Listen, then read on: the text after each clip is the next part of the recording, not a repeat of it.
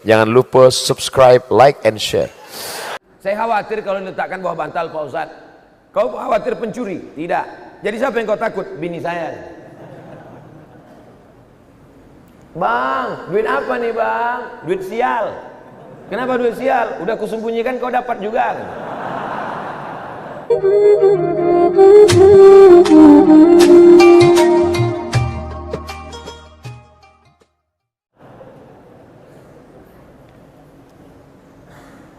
Saya simpan di deposito, ada bunganya, sedangkan bunganya tak boleh diambil. Jadi uang yang kita dapatkan itu sebagusnya kemana Pak Ustadz? Pertanyaan ini pernah ditanyakan kepada Syekh Yusuf Al-Qardawi, diterjemahkan dalam buku namanya Fatawa Mu'asirah, fatwa-fatwa kontemporer. Menabung di bank konvensional, karena di kampung dia tak ada bank Riau Kepri Syariah, terpaksa menabung di bank konvensional. Karena kalau diletakkan di bawah bantal hilang. Saya khawatir kalau diletakkan bawah bantal Pak Ustadz. Kau khawatir pencuri? Tidak. Jadi siapa yang kau takut? Bini saya. Bang, duit apa nih bang? Duit sial. Kenapa duit sial? Udah kusembunyikan kau dapat juga.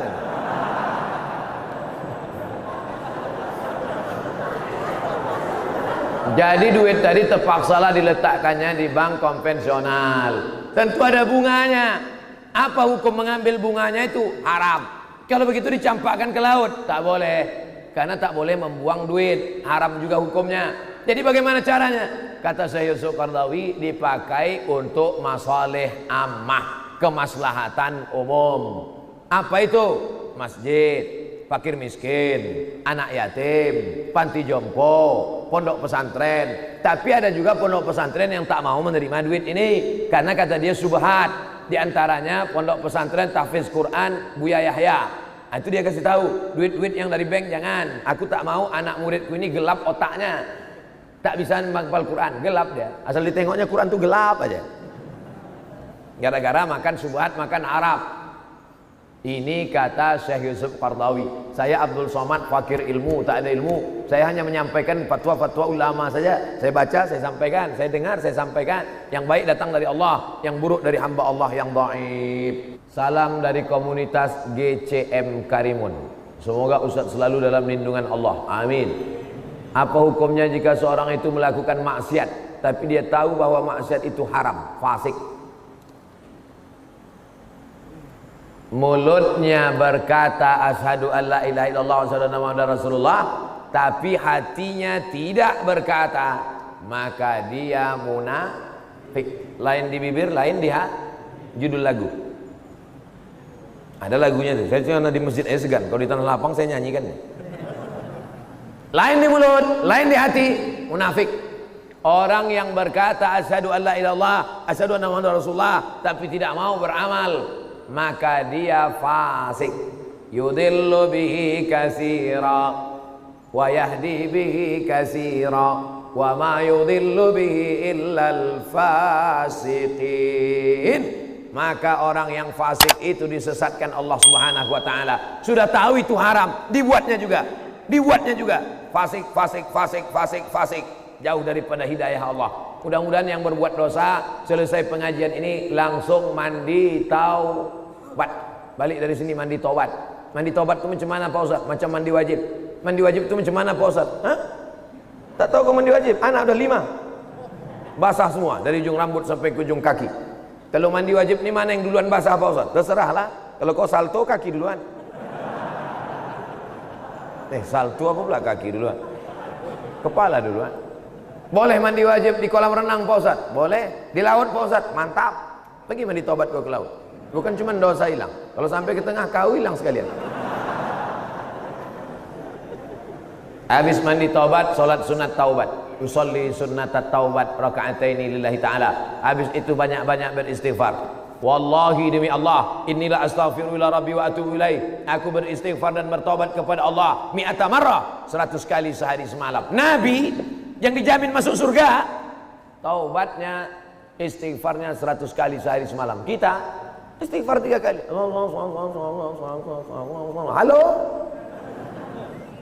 La ilaha illallah Muhammad Rasulullah.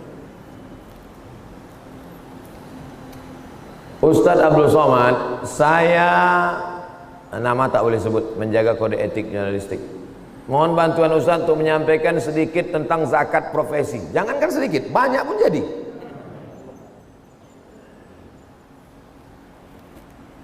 Zakat yang paling tinggi pendapatannya selama saya berceramah, penduduknya 175.000. Penduduknya 175.000. Zakatnya 18 miliar. Banyak apa sedikit? 18 miliar tuh kalau kita belikan cincau. Oh, gembong kita. Berenang kita. Rakyatnya cuma 175.000. Tapi zakatnya 18 miliar.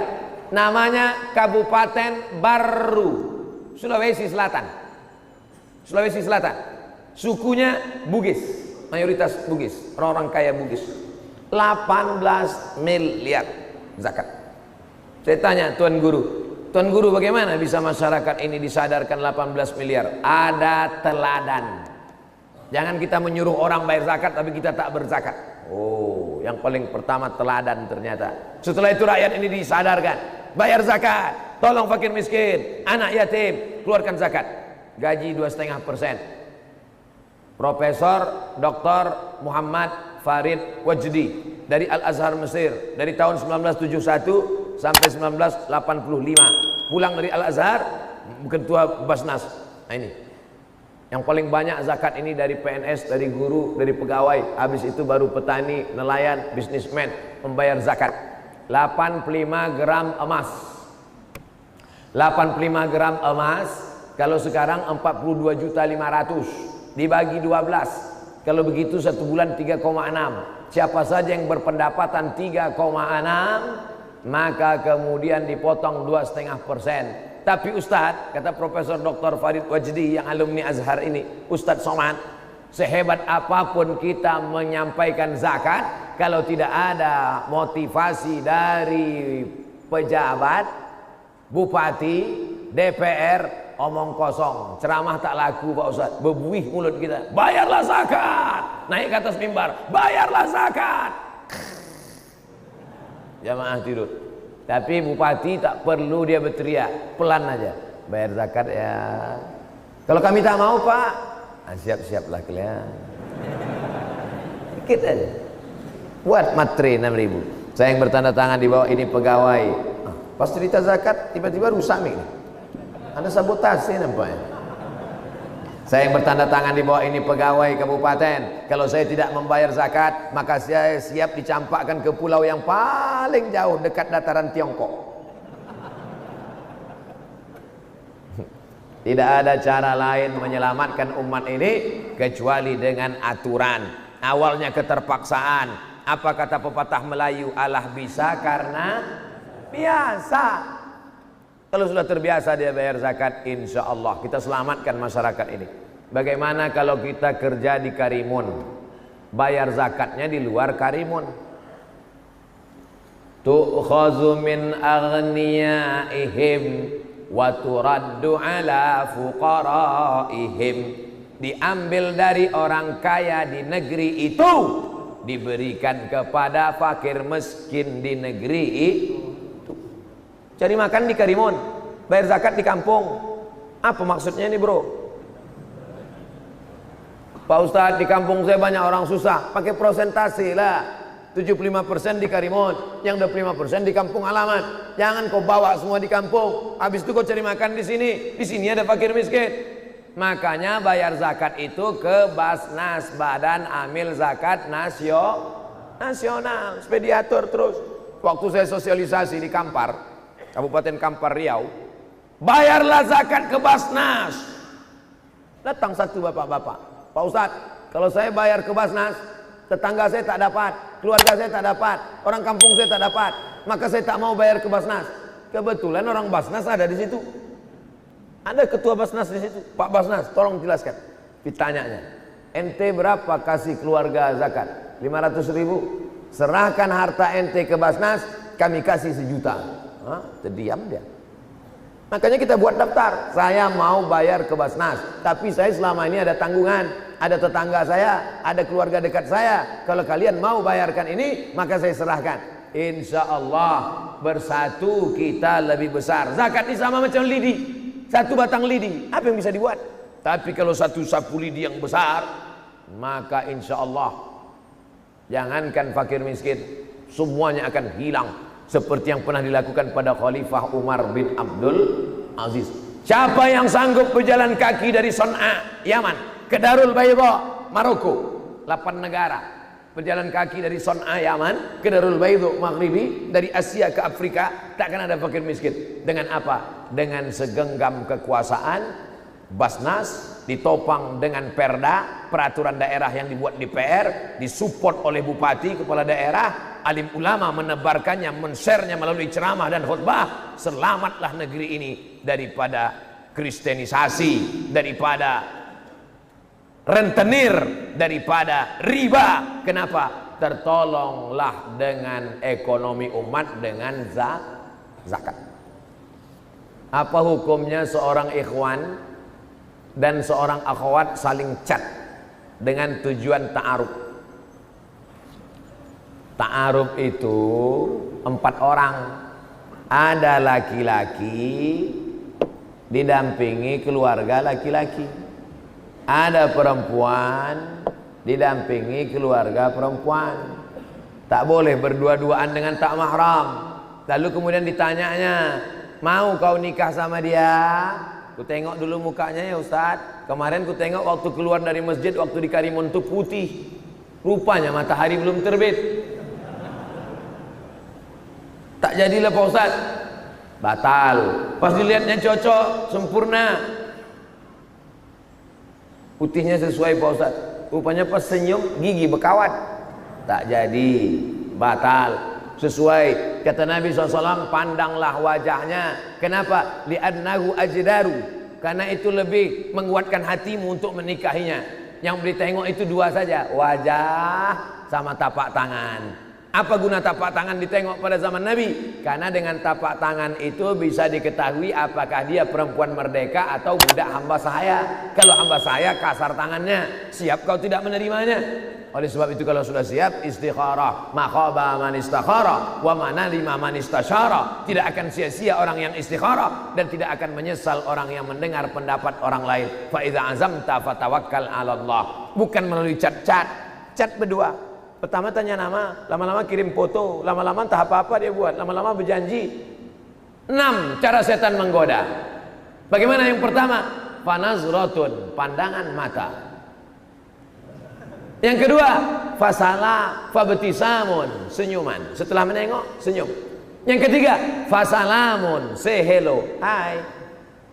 Yang keempat, fakalamun, apa kabar. Yang kelima, famau'idun, janjian. Yang keenam, faliqaun, pertemuan. Kalau sudah bertemu tak ada mahram, terjadi apa yang terjadi. Mudah-mudahan terpelihara anak-anak kita ini dari pergaulan bebas. Siapa yang mengontrolnya? Orang tua. Anak-anak muda ini nakal, tapi kenakalan orang tua juga luar biasa. Kalau datang anak muda pakai mobil, silakan bawa. Saya bawa ya Pak, bawa. Kami pulang jam 12 Pak, adzan subuh pun tak bawa. Semoga Ustadz diberikan umur panjang yang berkah, amin. Saya mohon izin menyampaikan tausiah Ustadz melalui tulisan, terutama masalah zikir. Boleh ya Pak Ustadz? Mantap. Ceramah-ceramah ini kalau bisa anak-anak muda kalian tulis ulang balik. Habis itu kalian share. Buatkan grup WhatsApp, kumpulan ceramah Ustadz Somad dalam bentuk tulisan. Grup FB, kumpulan ceramah Al-Mukarram Fulan, Ustadz kami.